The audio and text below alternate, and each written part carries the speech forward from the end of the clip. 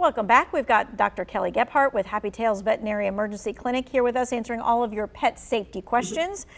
This question is, how many dog treats are too much? Because my dog can eat forever. Of course they can. Me too. Me too. I struggle with that myself. The key to thinking about portions is just like portions for us. When you think about a dog treat, think of it as a cookie.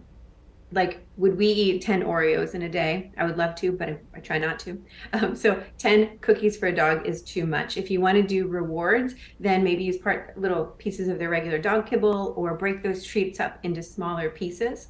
So in your mind, when you're thinking based on the size of your dog, like a lab can handle maybe 3 or 4 cookies in a day of the same size. Say maybe a lab can handle 3 or 4 of those, and a 5-pound dog should only have maybe that much of that cookie. So think of it as every time you give your dog a cookie, it's a Oreo for us, and proportion that according to the size of your dog. That's the way I'd recommend it. Otherwise, it's kind of hard to specify. Okay. This person's asking, what can you do to calm a dog during a thunderstorm? I tell you, I'm a believer in the Thunder Shirt. I am a big believer. Over the past couple of years, we've been using the Thunder Shirt for our dog Josie, and it really helps decrease our anxiety. It's the whole like compression idea, and it makes them feel safe and secure. You can get them on Amazon, and it's weight-based. You can just check out those sizings. But Thunder Shirts are great. Giving them a calm, quiet room, maybe a dark room. Talking to your vet about medications to help decrease anxiety. Sometimes with our dog Josie, we have to give her some anti-anxiety medicine because she has thunderstorm, firework, loud noise anxiety. So those are some ideas, but Thunder Shirt, I swear by it. Okay. All right. So spring, of course, marks the start of snake bite season in North Carolina. Snake bites occur most often between March and October. A snake bite is always an emergency, right? So let's talk about what should we do when it comes to snake bites. Right. So the first thing is, if you think your pet has been bitten by a snake, seek veterinary care. There are dry bites, and then there are non-venomous bites, which is essentially dry bite, and then venomous bites. In North Carolina, the main venomous snake we have right in the triad area is copperhead. They are venomous. Most pets do well in response to snake bites, but you can't predict who's going to have problems or who's going to have a more serious case. If the signs you want to look for are you may or you may not see the fang marks or the puncture wounds, because if the tissue swells, it may swell up and close up those puncture wounds. You're going to see heat, redness, swelling, very painful. Usually, sometimes you'll see purple discoloration. Those are the signs to look for. Also, if it's bitten on the leg, limping or lameness. If they're bitten inside the mouth, you're going to see swelling and drooling. So if you're worried, have your pet examined by a veterinarian for a proper assessment, because when it's a snake bite, it's pretty classic for being a snake bite.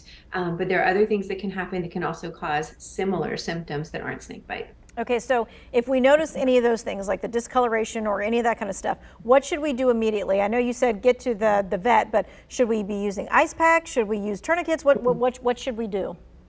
Nope, just don't use tourniquet, don't use ice packs. There's that myth of like cutting and trying to suck out the venom. Don't do that either. Just get to a veterinarian. So you don't want to put on a tourniquet and constrict anything, because then we see constriction injuries. Just the best thing to do is get to a vet right away to get a proper assessment and proper veterinary care. That's my biggest recommendation. The other thing too is look at your home environment. If you live in a kind of a wooded area with wood piles and low-lying shrubs and mulch, those are the areas where snakes love to cuddle up and be warm and safe. So being mindful of your environment. And but I've had people have their dogs walk out their front door and get bitten by a snake on their front porch. Snakes just do what snakes do, and just be mindful of your environment. And if you think your dog has been, or cat has been bitten by a snake, seek veterinary care. Dogs usually get bitten on the snout, face, this area, sometimes on their legs if they step on them. But most often dogs are sniffing around, checking out the snake. Hey dude, what are you doing? But cats are like in their paws because they're popping the snake. So we often see cats with the hands and dogs with the mouth. Okay. All right. So this person is asking, how do I know if my dog has seasonal allergies? seasonal allergies are definitely a real thing in cats and dogs. And cats and dogs exhibit those seasonal allergies differently. The key is if you start to see similar repetitive issues with your pet during certain times of year, be it spring and fall or summer only, then you know you have this recurrent issue that is usually related to a seasonal issue, whether it's pollen during those times of year or the air conditioner kicking on, which kicks out mold and other kinds of debris that they could have allergies to. That seasonal repetitive symptomatic behavior or issue is the key to seasonal issues or seasonal allergies. If it was a food allergy, they'd have those same issues all year long. But if you're seeing it recurrent at certain times of year, then you know you have seasonal allergies, whether it's itchy skin, issues between the feet, hives or allergies. Yeah. Okay. All right, we're going to take a quick break. We've got more of your questions coming up. Also, a little talk about Easter, what you should do and what you shouldn't do.